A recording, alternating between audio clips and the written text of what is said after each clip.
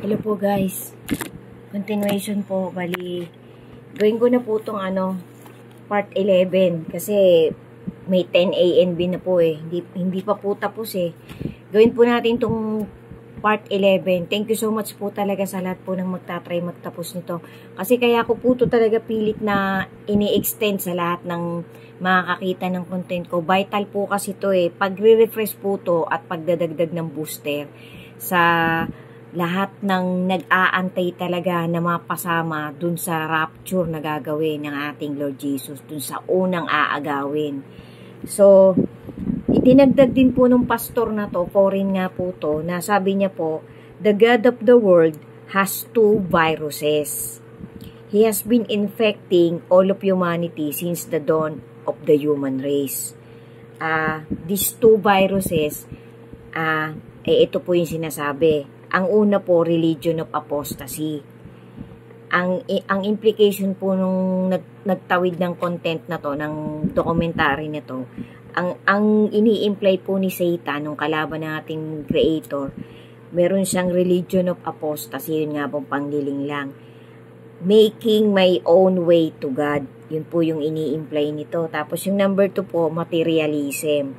Things are more important than God. Yan po yung ini-invoke ng kalaban ng ating creator, na dalawang virus na talagang pinalalaganap ng kalaban ng ating Panginoon, na ang dami na pong nahook. Ilalagay ko po dito yung mga importanteng verses guys. 2 Corinthians 5, Daniel 7, 1 Timothy 6. Tapos ini-explain po nito na na yung religion daw po ni nung kalaban trying to achieve human achievement.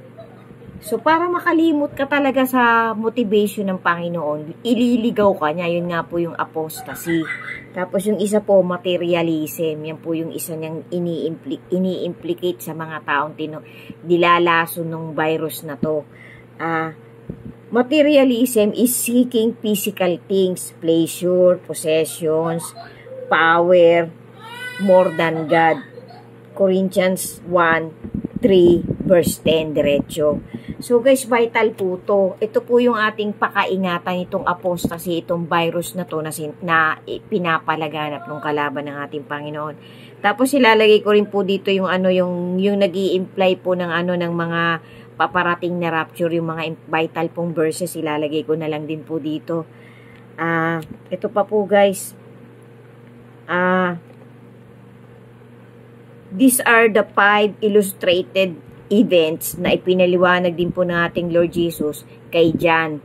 Yung unang-una nga po, pag-agaw na gagawin yung rapture ng Church of our Creator dito sa lupa. Yan nga po yung unang-unang illustrated events, na ibig sabihin talagang anlinaw, crystal clear pong ipinaliliwanag natin. Kasi sabi ko na nga po dun sa mga naunang part nitong content ko na to, nitong bago kong content na to,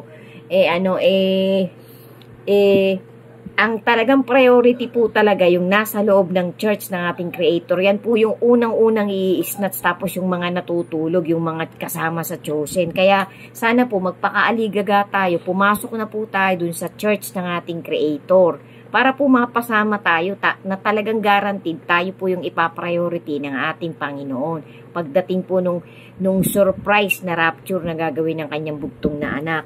So ilalagay ko po dito yung mga vital na nag-i-explain talaga ng harpatio, ng rapture na mangyayari. Tapos yung pong church in heaven.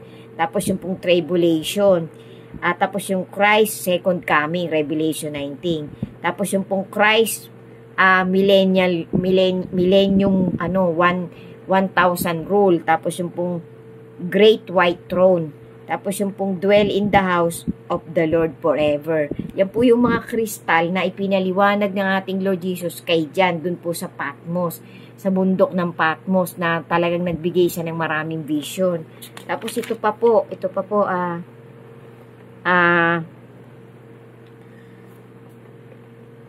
the troubling trajectory since 1980s. Sinasabi po ng documentary na to, na yan pong Iran at saka yung Russia, may implication po na talagang nandun yan sa Holy Scripture, sa love letter. Basahin po ulit natin yung Revelation 16 tsaka po yung Ezekiel 38. Parang meron po diyang binabanggit na talagang ang pinatutungkulan ay yung Russia tsaka yung Iran. So, ito pa po yung mga trouble na nangyayari, global conflicts, global tracking, global hatred, global climate change. Nasabi ko na po yung greater visibility, greater frequency, greater intensity, greater impact. Yan po yung mga observation ng documentary na to na patuloy-tuloy po, continuous po hanggang sa mangyari na yung Great Tribulation. Tapos ito pa po, actually nagawan ko na po to ng content Sabi ko nga po kanina, refresh lang po to ng paparating talagang event na papapasok na po yung mag-uumpisa po yung rapture. Pagkatapos po ng rapture, ng unang rapture, papasok na po yung 1,000 reigning era ng ating Lord Jesus. Pero ito po muna yung mga mangyayari bago talaga dumating yung biglaang pag-agaw. Specific trends during end times.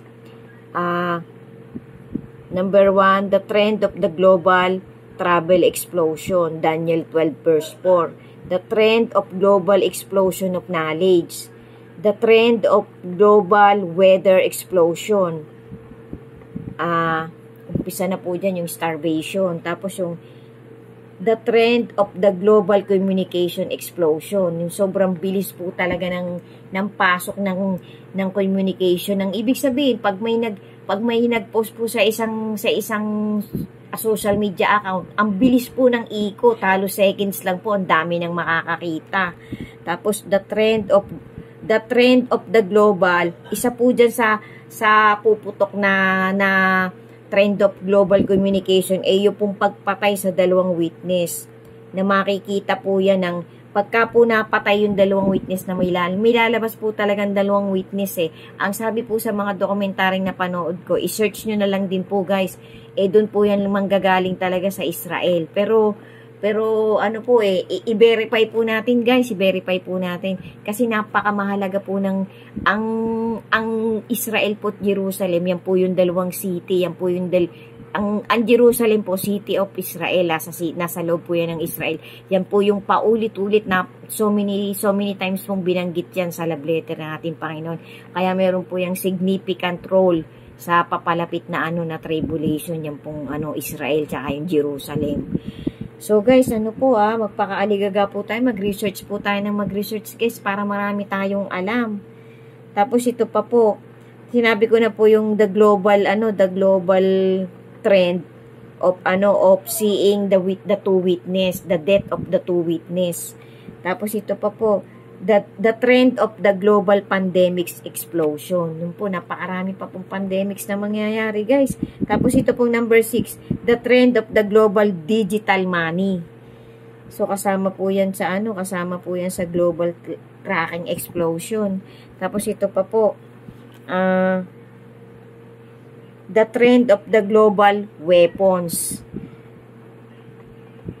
that will make mass destruction. So ito po talagang generation na to, nakikita po natin lahat itong mga pangyayaring to kasi nga po ito sinabi po ito sa prophecy ng Isaiah, ng Daniel, ng Revelation. Tapos po to, dinescribe po ng ating Lord Jesus to kay John, doon nga po sa Mount Patmos. So guys, talaga pong hindi mapapasubalian na talagang ang lahat-lahat ng ito ay talagang totoo, hindi peke. Tapos ito pa po, sundan nyo pa po guys, may isa pa po. Bali, part 11 na po to guys. Maraming salamat po. Tapusin nyo po mula part 1 hanggang final part para po ito magdagdag booster sa kapit natin sa ating Creator at sa kanyang bugtong na anak. Ingat po tayo palagi. Patatagin po natin ang faith natin sa ating Panginoon at sa kanyang bugtong na anak. Amen. To God be the glory po and thank you po for watching. Amen.